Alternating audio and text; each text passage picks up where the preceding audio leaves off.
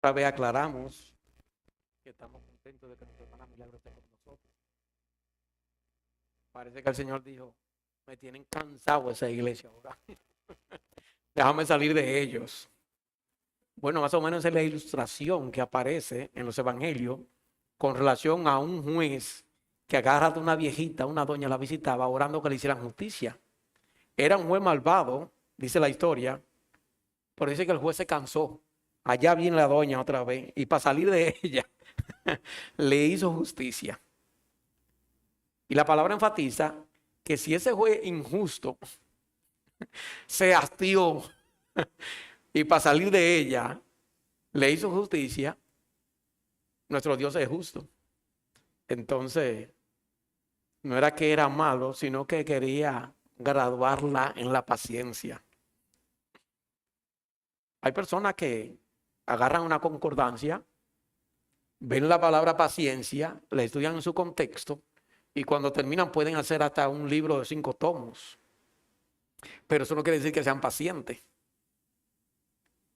Porque la paciencia la aprendemos no leyendo, sino recibiendo pruebas. Nosotros vamos a continuar con nuestra serie en segunda a los Corintios. Nos encontramos en el capítulo 12, es un tiempo. Y quisiéramos decir como una introducción que a veces la persona se pregunta, ¿por qué un bebé nace inválido? ¿Por qué, por ejemplo, Dios permite que a una niña la violen? ¿Por qué un país poderoso invade a otro país pobre, lo saquea, lo golpea, lo mata y le roba lo que tiene? ¿Por qué Dios permite eso? ¿Por qué Dios permite inundaciones que arrastran casa, ciclones que acaban con gente, accidentes donde mueren personas aparentemente buenas o por lo menos no tan malas como otros?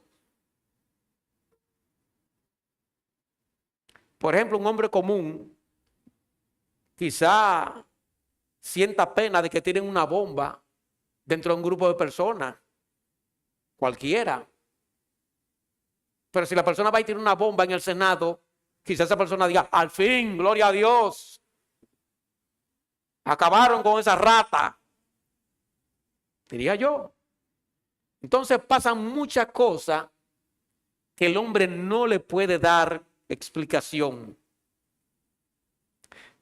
Según la historia, Jonathan Edwards, precursor de un avivamiento en el siglo XVIII de nuestra historia, fue un pastor muy piadoso y un hombre muy brillante.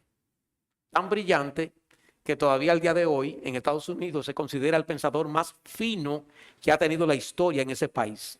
Ese pastor. Ese pastor duró 20 años predicando en su iglesia y luego se fue. No porque se fue, sino porque lo fueron. Pero no había inmoralidad sexual ni había herejías. Y usted se pregunta, ¿por qué lo sacaron entonces? Bueno, la iglesia votó para que lo sacaran porque él insistía en que una persona no cristiana no debía de participar de la cena del Señor ni debía ser miembro de la iglesia. Como no estuvieron de acuerdo con él, entonces lo sacaron. Menciono esto porque estamos viendo la vida del apóstol Pablo, que terminó fuera de la iglesia siendo una persona consecuente con la moralidad y con la doctrina. Entonces, como podemos ver, el hombre que decide ser santo, vivir en santidad, seguir a Dios, sufre persecución no solamente de afuera, sino de falsos creyentes de adentro y de verdaderos creyentes que son inmaduros también. Y seguimos con la pregunta, ¿y por qué el apóstol Pablo tuvo que pasar por esa? Bueno, la historia dice que tuvo un aguijón. Y nuestro tema de hoy es por qué Dios permite aguijones en nuestra vida. ¿Por qué que tenemos que pasar por una serie de situaciones si Dios puede usar otros métodos? Vamos a leer en 2 Corintios capítulo 12, versos 5 en adelante. Sin embargo, para tener la idea, voy a leer desde el verso 1. Dice, ciertamente no me conviene gloriarme, pero vendré a las visiones y a las revelaciones del Señor. Conozco a un hombre, hablando en tercera persona, conozco a un hombre en Cristo que hace 14 años, si en el cuerpo no lo sé, si fuera del cuerpo no lo sé. La experiencia le había pasado a él hace 14 años y nunca la había mencionado. Y usted se pregunta, ¿y por qué? Bueno, porque eso no produce conversiones, ni le añade ningún tipo de crecimiento a la iglesia. Por eso no lo había mencionado. Ahí entonces, ¿por qué ahora lo menciona? Porque lo estaban obligando. Y digo eso de paso, porque a veces en lo oculto, si una persona no se para en el púlpito y dice que viajó, que fue allí, que tuvo una experiencia rara, como que el culto no tiene sabor. Y cuando viene a ver la gente como que hasta se duermen. Entonces hay que venir con algo estrambótico, algo que llame a la atención. 14 años había pasado ya que esta experiencia le pasó y no lo había mencionado. De nuevo, ¿por qué? Eso no edifica ni produce verdaderas conversiones. Sigo leyendo. Si fuera del cuerpo, en el cuerpo, no lo sé. Dios lo sabe. Fue arrebatado hasta el tercer cielo. Y conozco a tal hombre, si en el cuerpo o fuera del cuerpo, no lo sé, Dios lo sabe, que fue arrebatado al paraíso. Ahora Pablo aclara más claro qué es lo que es el tercer cielo, donde está el paraíso. Donde oyó palabras inefables que no les daba al hombre expresar. Aunque Pablo quisiera describir lo que vio y lo que oyó, el lenguaje humano no es suficiente. Entonces no pudo decir muchas cosas. Como ustedes ven, contrario a las personas que viajan hoy al cielo y van por allí y van por aquí y describen todo y hasta de que una brasa traen del infierno. Nuestros textos del 5 al 10 dice, de tal hombre me gloriaré, pero de mí mismo en nada me gloriaré, sino en mis debilidades. Aquí vemos cómo la fe afecta a una persona.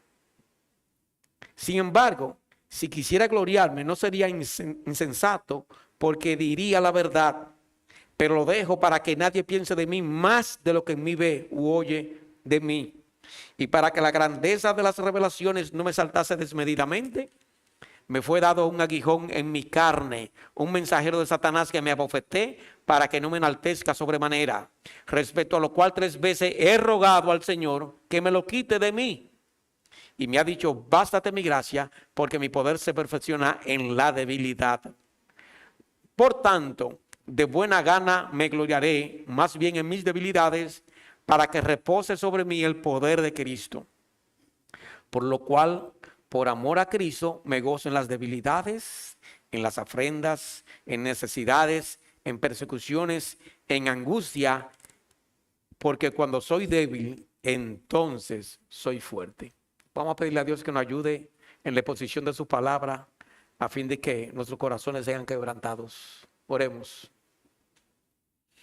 Padre amado, oramos a ti, rogándote que tú nos ayudes a ver las cosas desde la misma óptica que la veía el apóstol Pablo. Señor, ayúdanos a gloriarnos en lo que Pablo se gloriaba y ayúdanos a avergonzarnos de lo que Pablo se avergonzaba.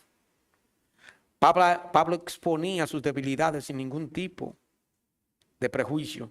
Sin embargo, ocultaba sus fuertes o sus lados fuertes. Ayúdanos en la humildad y ayúdanos, Señor, a verte a ti en cada acontecimiento amargo de nuestra vida. Ayúdanos a entender por qué vienen aguijones a nuestra vida. Oramos para que tu palabra redarguya a la iglesia y salve a los perdidos. En Jesucristo oramos. Amén. Bien, hermanos, como hemos anunciado, ¿por qué Pablo le visitó o tuvo un aguijón? Y eso es lo que veremos en el día de hoy. Cada uno de nosotros tiene sus aguijones, uno de una manera u otro de otra. Algunos tenemos problemas de salud, perdón, insanable. Otros están pasando por una situación económica bien aflictiva. Otros tienen un problema grave con los hijos. Y así, de diferentes maneras, todos los cristianos verdaderos son golpeados. Y esto viene de parte de Dios para afirmarnos en la fe. Cuando la adversidad llega a nuestra vida, es que sale a flote lo que verdaderamente nosotros somos. Una persona no conoce a otro hasta que esa persona no tiene una crisis grande. Ni siquiera nuestros propios compañeros nos conocen a nosotros. Es más, nosotros mismos no nos conocemos hasta que nos viene una prueba grande. Y eso es lo que vamos a ver en el transcurso de este punto. Veamos un ejemplo en Job capítulo 2, versos 7 al 10. Job capítulo 2, versos 7 al 10.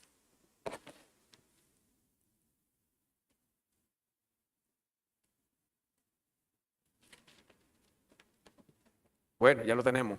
Dice, entonces salió Satanás de la presencia de Job e hirió a Job con una sarna maligna desde la planta del pie hasta la coronilla de la cabeza. Note que eso es a Job.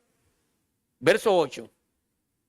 Y tomaba Job un tiesto para rascarse con él y estaba sentado en medio de ceniza. Entonces le dijo a su mujer, ¿aún retiene tu integridad? Maldice a Dios y muérete. La prueba fue a Job, por lo menos esa segunda prueba. Ya habían perdido los hijos y habían perdido todo. Verso 10. Y él le dijo, como suelen hablar cualquiera de las mujeres fatuas, has hablado. ¿Qué? ¿Recibiremos de Dios el bien y el mal no lo recibiremos? Recibiremos de Dios el bien y el mal no. El bien viene de Dios y el mal. El texto dice que fue a Satanás, que le quitó todo y que lo enfermó y que mató a sus hijos. Entonces, ¿fue Satanás o fue Dios? Fue Satanás que buscó un permiso y Dios se lo concedió. Por ahí un problema. Yo podía decirle, no, con Job no te me metas. Ese es un hombre muy bueno. No hay un hombre como él en la tierra. Déjame ese hombre tranquilo. No, Dios quería refinar a Job. Y le dijo, sí, anda, ve, hazlo. Eso sí, su propia vida no se la toque. En la primera ocasión. Y cuenta la historia que le mató todos los hijos y le quitó todas las vacas, le quitó todas las riquezas. Y fue otra vez a hablar con Dios y le dice, no, pero él te sirve porque cualquiera cae en desgracia económica, cualquiera. Quítale la salud a ver. Y Dios volvió y le dio permiso, está bien, pues quítale la salud, pero no lo mate. Ahora bien, el punto es este. En las dificultades conocemos a nuestros compañeros.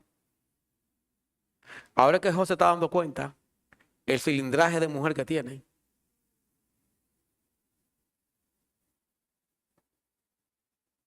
Mientras había jipeta y Porsche y Jaguar y casa con piscina, ella era una esposa de integridad, una cristiana full.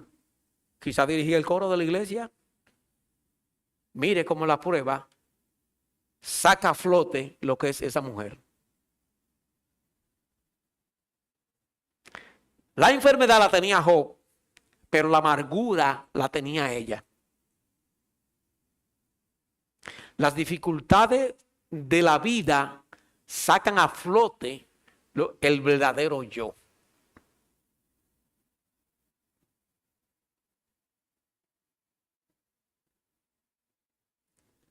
En Mateo 26:35 y 2 Samuel vemos otros ejemplos más.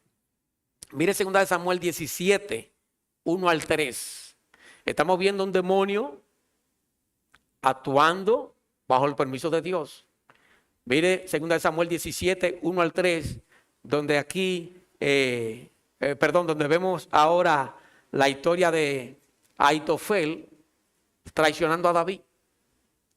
Dice, entonces Ahitofel dijo a Absalón. Entonces cuando Absalón se levanta, Absalón es un hijo de David. Usted conoce la historia, por eso la voy a recordar. David tiene varios hijos con varias mujeres. Y eso es lo que crea problemas. Muchos hijos con muchas mujeres crean problemas. Porque usted no puede educar a todos los hijos. Usted no puede vivir con un hijo aquí al mismo tiempo y con otro hijo allá y con otro hijo allá y otro hijo allá. Y David tenía 9 esposas aparte de las concubinas. Y de paso Dios dijo que él tenía el corazón según Dios. Pastor, ¿y cómo va a ser? Yo no lo veo así. ¿Y qué importa cómo tú lo veas? Lo que importa es cómo Dios lo vea. Anda, ve, acusa a Dios. La historia cuenta que un hijo de David violó a una otra hija de David. Eran hermanas de padre, no de madre. Entonces un hermano de esa muchacha que su hermano violó, llamado Absalón, se levantó contra David y trató de quitarle el reino. En ese contexto es que se desenvuelve esta historia, que dice entonces, Ahitofel era el consejero de David. Ahora Ahitofel se va del lado de Absalón porque ve que David está débil, que todos los militares se pasaron para el lado de Absalón y él dice que tiene el pleito ganado de Absalón, me cambió de partido, fuápete, y se fue para el PR, que si yo qué. Porque hay gente que son así, que están del lado donde está la cosa clara. ¿Usted no ha visto personas que en todos los partidos gobiernan? Dicen que Balaguer era un inteligente, un brillante. Pero para mí el más brillante de todo era el de Higüey. Ese hombre de que yo tengo uso de razón, estaba en el poder hasta que se murió. Nunca salió del poder.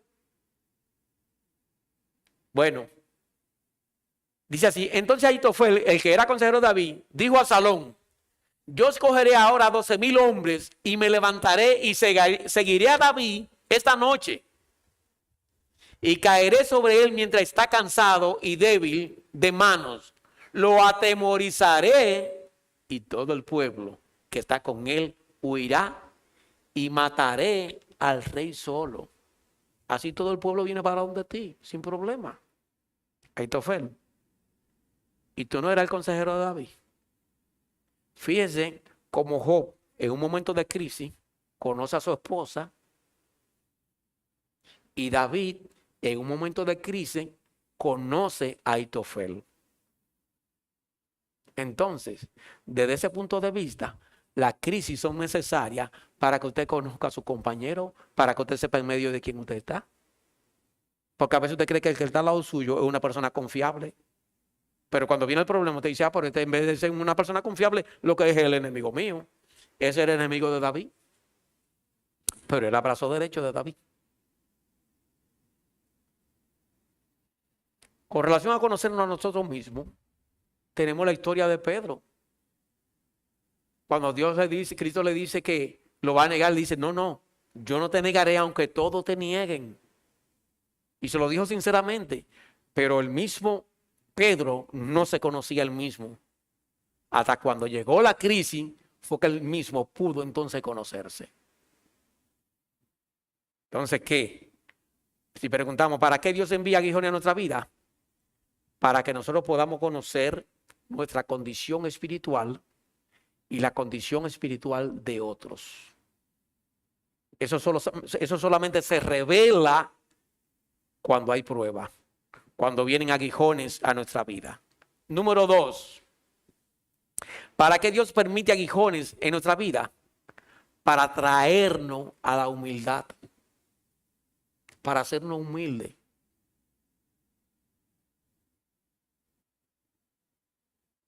Creo que la persona cuando está en buena y en salud y económicamente se vuelve arrogante y la soberbia se dispara. ¿Tú no has visto, por ejemplo, a los jovencitos que caminan como con cuadre? Yo recuerdo cuando yo era adolescente que venía una moda que los muchachos caminaban con lados torcidos así. Alberto lo vi yo con un radio de este tamaño aquí en las orejas que la llevaba cargado porque esa era otra moda que había. Y el radio mientras más grande decía que usted tenía más poder económico. Así fue que allantó a Dolores, haciéndole creer que tenía cuarto. Y yo, ¿qué? Entonces Dolores rullía de allá de Cuba, cayéndose muerto a pedazos. Eso, digo, este es el hombre. Yo así cuando lo vio después se lamentó. Hermanos, nuestros aguijones nos traen a la humildad. Pablo necesitaba ese aguijón. ¿En qué contexto Pablo está hablando de esto? Pablo ha sido el único hombre en la historia, y con esto estoy hablando de la credibilidad de muchas iglesias. Pablo ha sido el único hombre en la historia que ha ido al paraíso y ha venido. Todos los otros que han dicho que han ido y han venido son mentirosos. No importa de qué denominación sea la persona que haya dicho que haya viajado y que ha venido. Ha sido el único. Hermanos, ¿cuántos millones de personas ha tenido la sociedad o el mundo desde que se fundó al día de hoy? Al día de hoy son 8.000 millones y pico. 8.000 millones y pico de habitantes. Pero de aquí para atrás se han muerto millones y millones y millones. Pablo ha sido el único que ha ido al cielo y ha vuelto. Yo le pregunto a usted, ¿una experiencia como esa no lo hace arrogante? O por si la persona cuando va a Europa viene con su indiferente y caminando medio raro. Imagínese usted una persona que vaya al cielo. ¿Tenía razón para ser soberbio? Entonces, los aguijones, los sufrimientos, la prueba, como usted le quiera llamar, sirven para traernos a la humildad. Mira el verso 7, 2 Corintios 12, 7. Si lo puede buscar, por favor. Dice, y para que la grandeza de las revelaciones, note de nuevo, la grandeza de las revelaciones no me saltase desmedidamente, me fue dado un aguijón en la carne. Pablo, ¿y qué es eso de un aguijón en la carne? Te lo voy a explicar más fácil. Un mensajero de Satanás. Mensajero es una palabra española. La palabra griega es ángelos, ángel.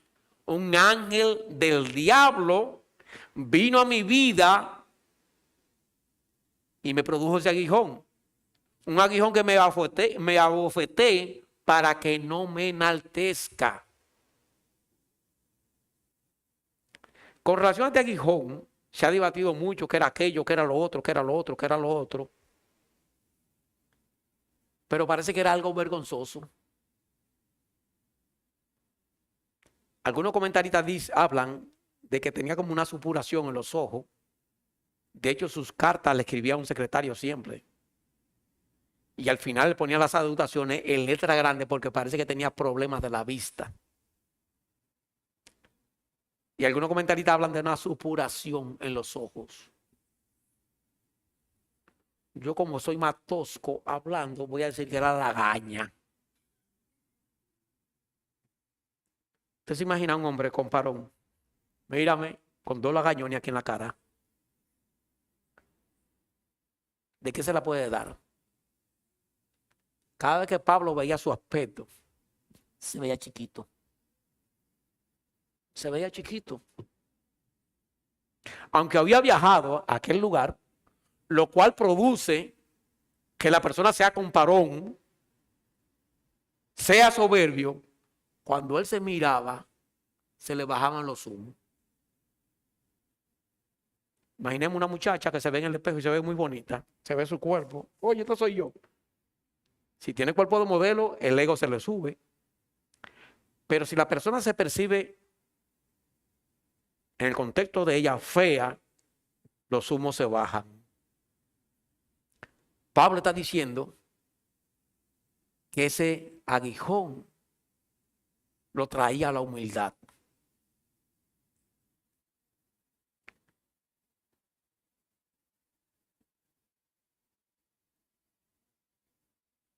Aparte de su enfermedad, el apóstol Pablo había educado, había evangelizado y discipulado a la iglesia de Corintio.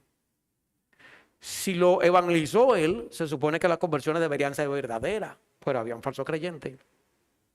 Y si lo discipuló él, entonces deberían ser doctores en teología. Pero resulta y viene el caso que unos gallo locos habían confundido doctrinalmente a la iglesia, o sea que eran inmaduros.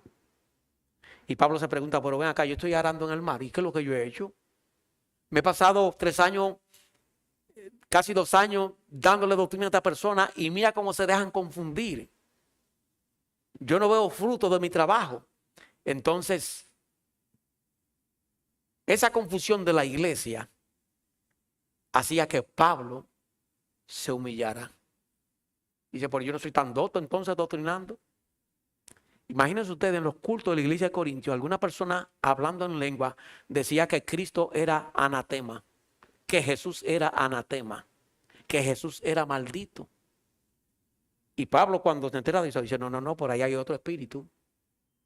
Y si llegaron a esa conclusión, ahí está reinando otro evangelio. Ahí hay otro Jesús. Imaginemos un profesor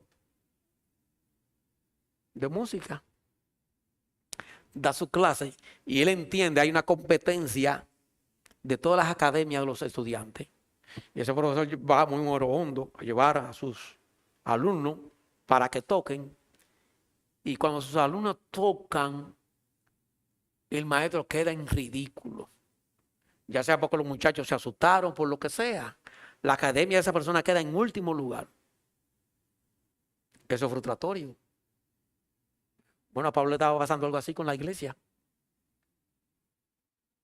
Y ya había orado, había mandado delegado a la iglesia, le había pedido, le había enviado una carta dura y no había resultado de nada. El hombre estaba frustrado. Dios permite frustraciones en nuestra vida para bajarnos los humos.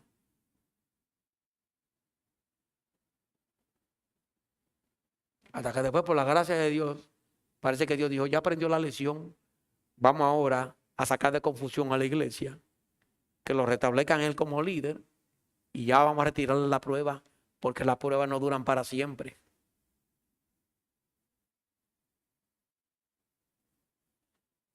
¿Qué más, amados hermanos? Cuando Pablo habla de aguijón, la palabra escolo, aguijón, se traduce como estaca. A veces usted tiene una pajita en los ojos que le molesta. Pero imagínese usted que en vez de tener una pajita, lo que usted tenga es una espina, molesta más. Bueno, el griego aquí habla de una estaca, una estilla grande. Era molestoso en sus ojos.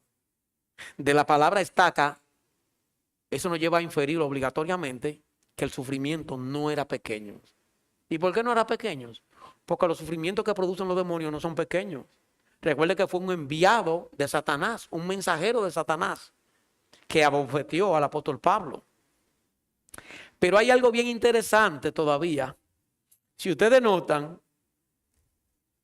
Pablo no reprendió al demonio, cosa que es muy popular en el día de hoy, andar reprendiendo demonios. Pablo no reprendió al demonio. ¿No le llama eso la atención?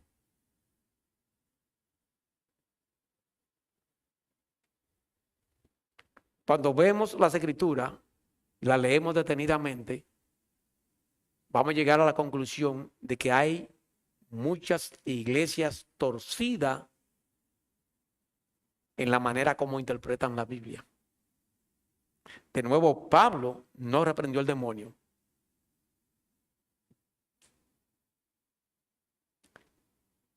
¿Qué más?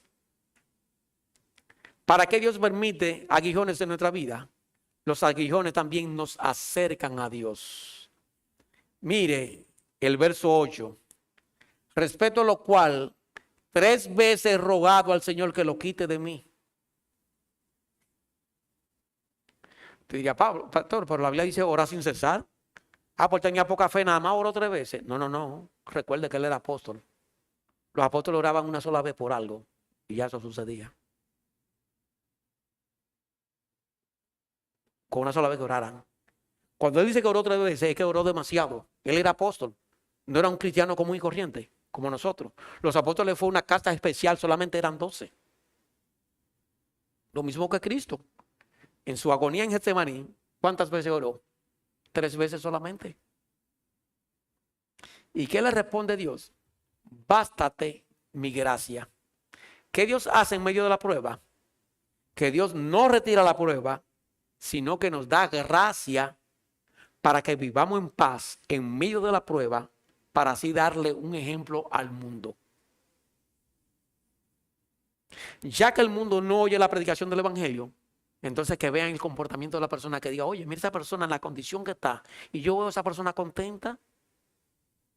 Imaginemos un enfermo, le mandan a hacer los análisis, la persona sale con cáncer.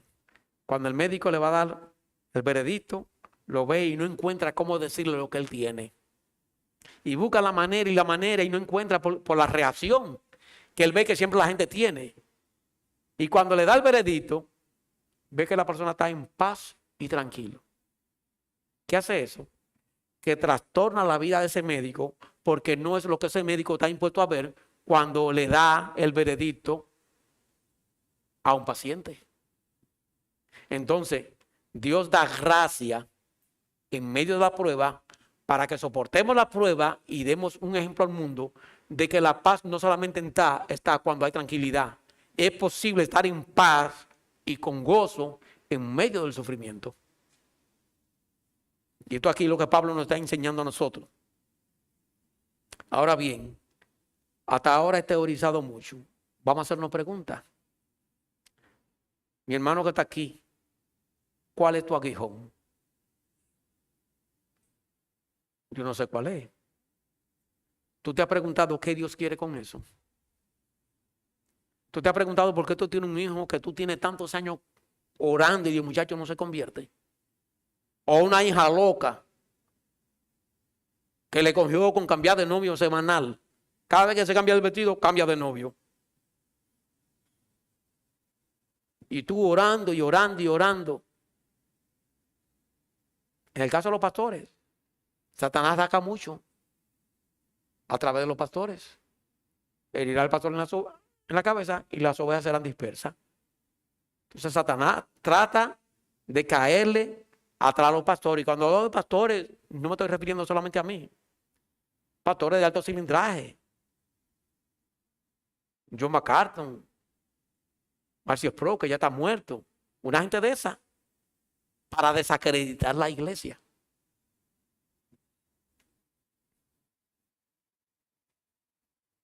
Número 4. Los aguijones también vienen a nuestra vida para Dios revelar su gracia. Hermanos, es ahí donde conocemos la gracia de Dios. Yo recuerdo un periodo de mi matrimonio donde por una crisis bancaria que hubo en el país, muchos quedamos desempleados, muchos bancos se fueron a pique. Yo duré 2 años desempleado. Y mi esposa, que también era empleada de una de las instituciones de los dueños de ese banco, tenía hoteles, también quedó desempleada y duramos 2 años sin seguro y desempleado. Incluso cuando Jessica va a nacer, de ñapa había huelga de médicos y no había hospitales abiertos. Y yo no le podía decir a Sabina, aguántate 2 meses ahí que los hospitales están de huelga. ¿Cómo te le dice una gente ya pariendo que se aguante 2 meses? Dios crea crisis para que le veamos en la crisis. Él quiere que le conozcamos por experiencia, no por lectura. Amados hermanos, de nuevo, usted agarra la palabra paciencia y busca una concordancia y usted puede producir un libro de 5 tomos. El asunto es la práctica. La práctica. Por ejemplo, el libro de los Salmos es un libro de sabiduría. El libro de Proverbios es un libro de sabiduría. Eclesiastés es un libro de sabiduría. Cantares es un libro de sabiduría. ¿Quién lo escribió? Salomón. Salomón también escribió algunos salmos. Sin embargo, ¿cómo vivió en un periodo de su vida? Como un estúpido. Entonces, una cosa es la teoría y otra cosa es la práctica. Son dos cosas totalmente diferentes. Dios quiere que seamos prácticos. Quiere que conozcamos de su gracia. Y número 5, Dios utiliza el aguijón para perfeccionarnos en poder. Dios no solamente quería que Pablo fuera humilde, Dios quería que Pablo fuera poderoso. Y lo único, amados hermanos, que desarrolla los músculos del alma son las pruebas. Cuando la vida nos sonríe, el alma no se desarrolla. Cuando la nevera está full y la despensa está full de comida, nuestras oraciones por la comida son vagas. Ahora, cuando en su casa solamente aparece la comida a la hora de comer y que usted no sabe cómo apareció, cuando usted se siente en la mesa, usted da gracias a Dios con sinceridad, porque usted no sabe de dónde vino. Usted estaba desempleado. Usted no sabía de dónde iba a venir. ¿Qué aprendemos, amados hermanos, de todo esto? Bueno, vimos que los aguijones vienen a nuestra vida, número 1, para darnos a conocer nuestra condición espiritual, para traernos a la humildad, para darnos a conocer la condición espiritual en la cual nos encontramos, para perfeccionar su poder en nosotros. Y vamos a ver ahora la aplicación. ¿Cómo aplica esto a nuestra vida? Amados hermanos, recuerda que todo lo que Dios trae a nuestra vida, lo trae con un propósito que nos beneficia a nosotros y para gloria de Él. Noten que estamos diciendo todo lo que viene a nuestra vida. La violación de una hija, perder a un hijo, cosas que nos van a rajar el corazón en el momento. Todo cuanto viene a nuestra vida, aunque tú y yo no lo entendamos, forma parte del plan de Dios, que es para gloria de Él y bienestar nuestro. Te voy a decir de paso que en el momento tú y yo vamos a actuar como un niño, que cuando le dan una pela, él nunca entiende que es para enderezar su carácter. Pero tú y yo sabemos que cuando le damos una pela a un hijo nuestro, es para mermar o diezmar un mal en él y traer un carácter en la vida de él que valga más la pena. Es por eso que le pegamos. Dios hace lo mismo con nosotros. Vamos a orar. Padre, nuevamente te damos gracias por todo tu amor, toda tu misericordia. Gracias, Señor, porque tú nos enseñas, porque tú traes prueba durante un tiempo a nuestra vida. Tú quieres, Señor amado, hacernos mejores creyentes para gloria y honra tuya y para el bien de nuestra generación. Síguenos guiando en tus caminos. Ayúdanos en paciencia a caminarlo, porque tú has dicho de paso que la puerta es estrecha, que el camino es difícil. Tú lo has dicho con anticipación. Con razón muchos se apartan y se vuelven atrás. Señor, ayúdanos a terminar esta carrera. Sigue perseverando en nosotros para gloria tuya. En Jesucristo oramos. Amén. Hermano, no se olviden de tirar para arriba a la hermana que acaba de llegar de Cuba. Que Dios les bendiga.